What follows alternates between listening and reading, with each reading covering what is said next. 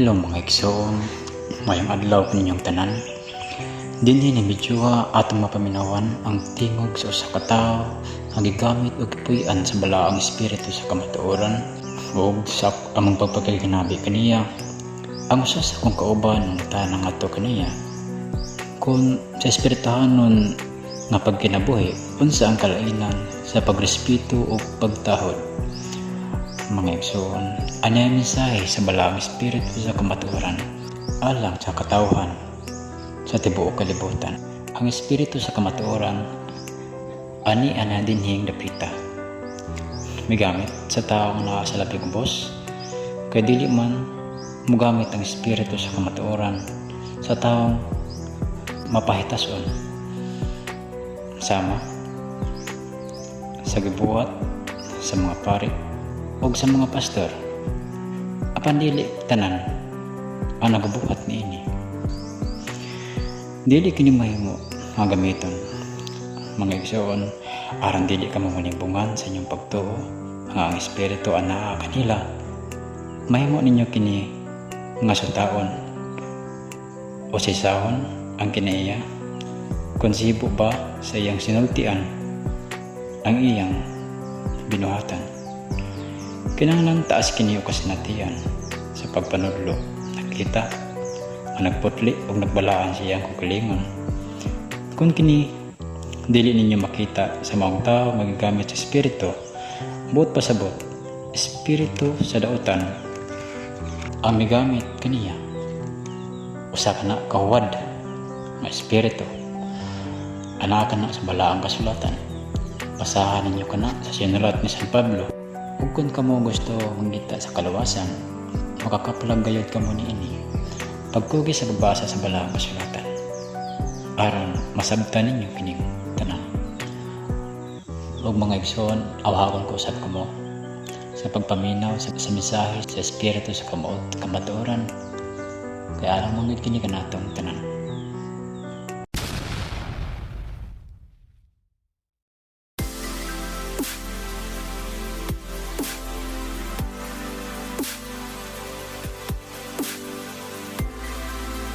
Espirituhanon na pag kinabuhi o pag sapot kini natawag na respeto o pagtahod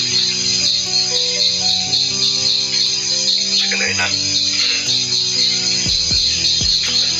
Espirituhanon sa espirituhanon ang pagrespeto kalibutanon naman na ang pagtahod yun na tahuro nimo ang iyang mga suko.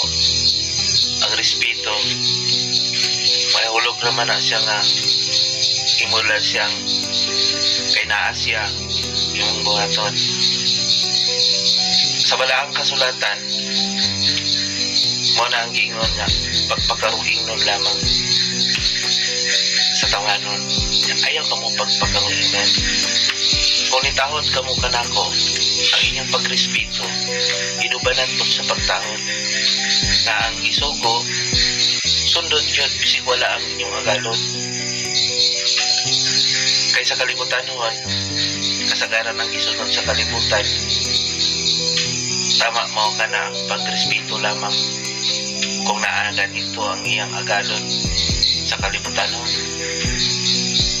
mo pa ang iyang pagpakita na siya ning tahod. Pero wala na nakainomdom ba mo sa ligoy nga sulugoon? Nainomduman ba na ninyo?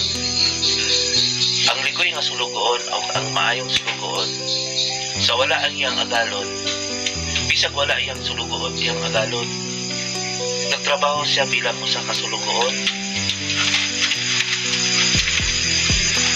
Kunya katong ligoy nga sulugoon nakabalo man na moabot ang iyang agalon, mingon siya dili ako karon mo trabaho kay total lugay pa man moabot ang agalon, maginom-inom sa ko pagbuhat sa ko kay kung nagabot sa agalon maguna pa na siya sa wala layo pagay ang agalon siya na ang naguna. Abot ipasabot niya na mao na ang ingon nagrespeto siya, irespetuhan lang niya nga agalon Pero wala man siya ning tahod sa gibilin niya. Ang kaalam, malabot ka nga inigbalik sa agalon, malipay siya sa iyang gibilin kanimo na ipabuhat. Pero ang kahibalo, mahulog lang ka na nga naa siya kahibalo, mantigo ta siya, mo gani nga gibilin niya ang iyang ipasugo, iyang ipatrabaho, siya ang ipadumala sa mga tao. Pero tungod kay ni respeto raman siya sa agalon, nahimo siyang ligoy nga sulugoon. Daghan nga bahin sa balaang kasulatan na nakapamatuod ni ana. Sama sa gingon, katong napulo ka babae, nirespeto sila, niingon sila, pagdala ka mong lana. Nagdala lang sila lana. Nirespeto sila dala. Katong 5 ka babae, nirespeto dala lana lang. Nga iko lang po sa ilang madala. Huwag iyang agalon niingon man nga pagdala ka mong reserba. Katong 5 ka dalaga, iko ramang nirespeto nga magdala. Kaya ang galon niingon man, mabalik ako niya ng panahon na. Katong 1 kay ning tahod man, siyang isuko, magdala pag yung reserba. Nakainomdom ba ka mo katong pagpanuktok na niya, nga giingon na katong babay, katong kaslunon, giingon na siya. Kay naulahi pa man siya, wala man siya nagsulti kano sa among abot. Nagbutang lang siya o mga sumbingay nga moabot ni anang adlaw. Halimbawa sa sumbingay, moingon siya, mubalik ako ining sawsom sa adlaw.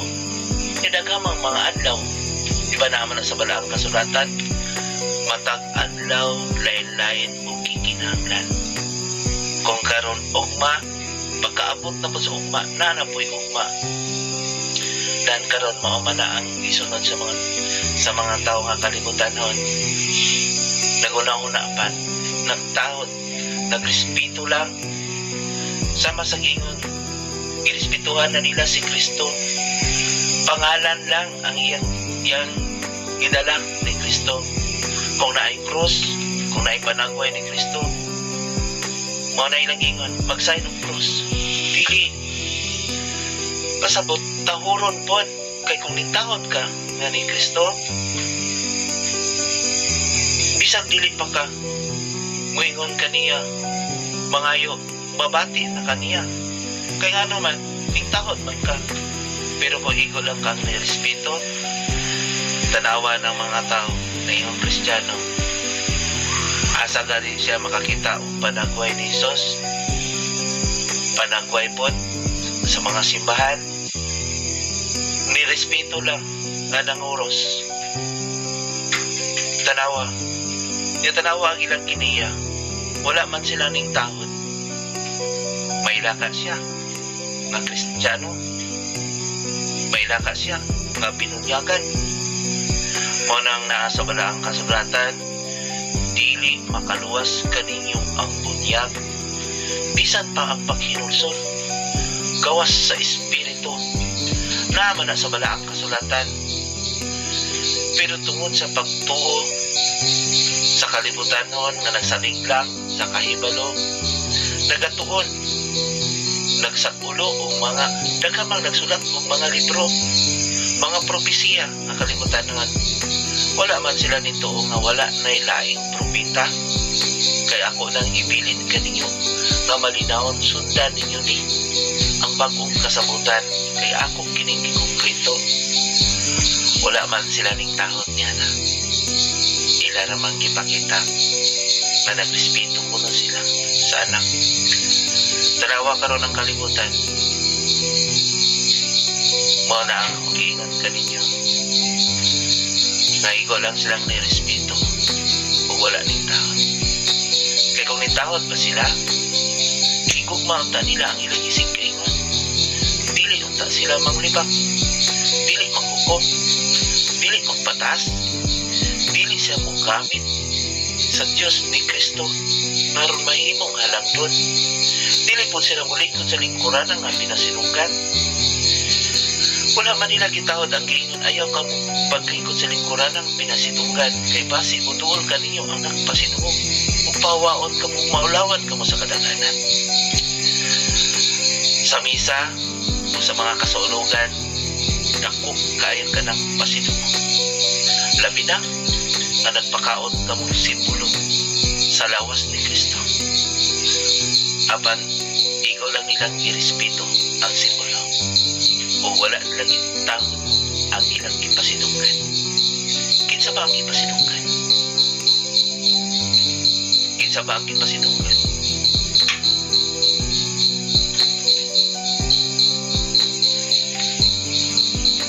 Ang inyong magluluwas, mga anak sa Diyos. Huwag naingon siya, pag-ampok ka sa akong amahan. Siya ang nagtudlo aron mag-ampok sa pinakataas mo ang amahan. Tanawa nag-aampok ka sa gitundok sa inyong magluluwas. Sa atong magluluwas. Apanon sa nahitabo. Matuman ang pagbuot din sa iyo tamayon sa langit. Apan gituman bagod na, itawad bagod nila na. Muna wala nila irespetuhan. Kilala ang pangalan. Apan wala isunod. Wala isunod. Sa sungkot. Wala din ka sa sungkot. Muna nga kasagaran maingon ang tao. Mao ba niya ang mga Kristiyano? Tanawa ang mga nagwawali.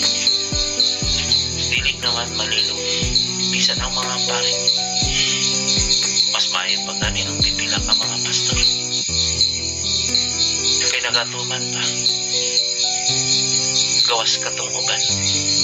Nakalibutan ang uban. Huwag nagpataspod sa kaugalingan. Ganong dili mo kamutahon sa kalibutan nun manamuluhan. Ganong maghilabot man ka dito.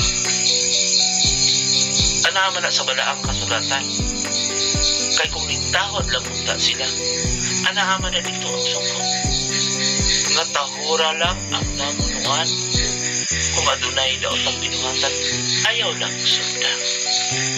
O sa may gibuhat sa mga tao nagpagaroon na, nga sila ang manunyo. Diri ka lang paminaw. Kay kami ang Ginoon. Ang iglesia, mao ka na ang simbahan. Ituis nila ka na. Asa ba niya ang simbahan? Diba ang inyong kasing-kasing? Ang templo sa Diyos. O ang inyong lawas, mao ka na ang tulak. Tulak ka na. Temporary naman ka na. Sama sa paghingan, isa ka gatos katuig, isa ka tinon sa tubig.